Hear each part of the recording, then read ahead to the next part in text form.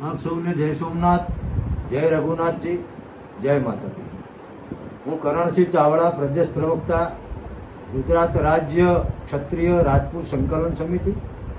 આપ સૌના માધ્યમથી ગુજરાતના માન્ય મુખ્યમંત્રી શ્રી ભૂપેન્દ્રભાઈ પટેલને જણાવવા માગું છું કે સંકલન સમિતિ દ્વારા 5/8/2024ના રોજ આપને એક પત્ર પાઠવવામાં આવ્યો છે અને એમાં ક્ષત્રિય સમાજના જે પ્રશ્નો છે એ પ્રશ્નો આગામી તારીખ 10/10/2024ને દશેરા સુધીમાં પૂર્ણ કરવા માટેની વિનંતી કરવામાં આવી છે।